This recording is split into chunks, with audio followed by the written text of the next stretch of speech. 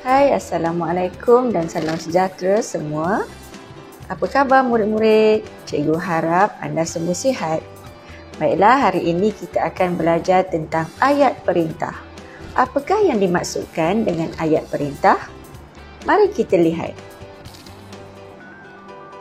Ayat perintah ialah ayat yang diucapkan dengan tujuan memberikan suruhan, larangan, ajakan atau menyampaikan permintaan. Ayat perintah ditujukan kepada orang kedua dengan menggunakan kata ganti nama orang yang kedua seperti awak, kamu, engkau dan seumpamanya.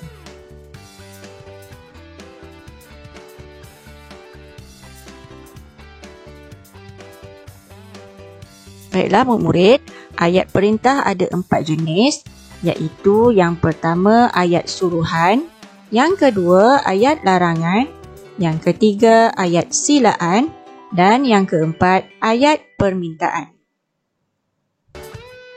Baiklah, mari kita lihat apakah ayat suruhan.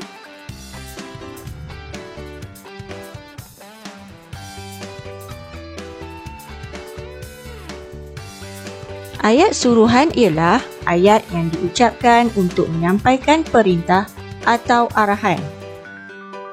Dalam ayat suruhan, subjek ialah kata ganti nama orang kedua seperti awak, kamu, engkau dan seumpamanya. Contoh ayat. Yang pertama, awak ikut jalan ini. Kedua, pergi engkau dari sini. Ketiga, beri kucing itu makanan. Yang keempat, baca petikan itu dengan teliti. Ayat suruhan boleh menggunakan partikel lah kerana tujuan untuk melembutkan suruhan di samping menegaskan predikat. Contoh ayat. Awak ikutlah jalan ini. Ayat yang kedua, pergilah engkau dari sini. Yang ketiga, berilah kucing itu makanan. 4. Bacalah petikan itu dengan teliti.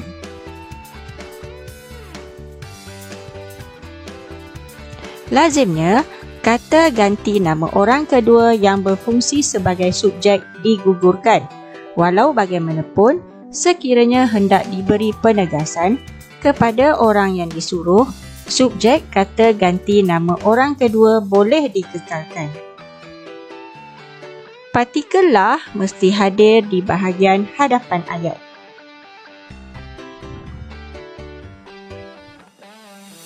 Baiklah murid, di sini cikgu ada menyediakan ayat yang salah dan ayat yang betul. Baiklah, kita lihat ayat yang salah. Yang pertama, awak ikut jalan inilah. Ayat yang betul, awak ikutlah jalan ini.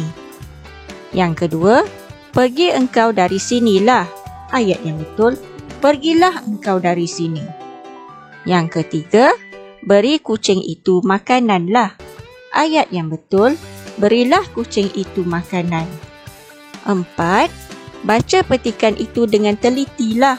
Salah ayat ini. Ayat yang betul, bacalah petikan itu dengan teliti. Baiklah, cikgu harap murid-murid faham tentang ayat suruhan. Seterusnya, apakah ayat larangan?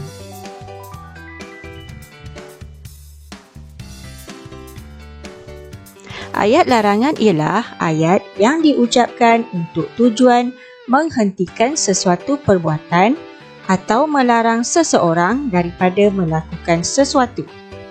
Ayat larangan menggunakan kata larangan seperti jangan, usah dan tak usah.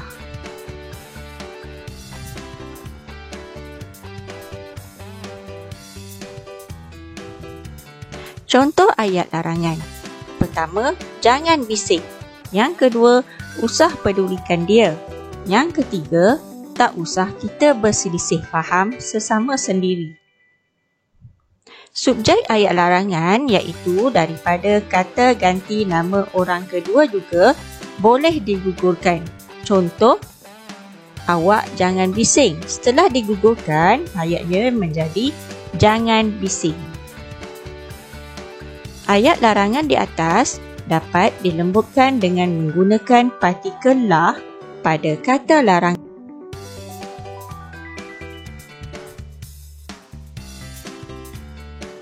Contoh ayat, janganlah bising. Usahlah pedulikan dia. Tak usahlah kita berselisih faham sesama sendiri. Terdapat juga ayat larangan yang bersifat umum yang tidak boleh menggunakan partikel lah. Contoh ayat, di sini cikgu ada menyediakan ayat yang salah dan ayat yang betul. Ayat yang salah, dilaranglah masuk. Betul, dilarang masuk. Ditegahlah membuang sampah di sini. Salah ayat ini, ayat yang betul, ditegah membuang sampah di sini. Dilaranglah merokok. Ayat yang betul, dilarang merokok.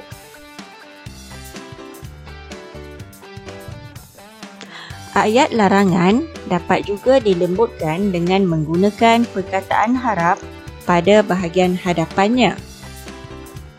Contoh ayat, harap jangan bising. Harap jangan keluar. Harap jangan masuk. Di sini cikgu ada menyediakan latihan untuk murid-murid menjawab, iaitu betulkan ayat yang salah. Selamat menjawab murid-murid. Baiklah murid-murid, setakat ini sahaja pembelajaran kita pada hari ini. Semoga kita dapat berjumpa lagi dalam video yang akan datang, iaitu tentang ayat silaan dan ayat permintaan. Okey, sekian, terima kasih. Bye murid-murid.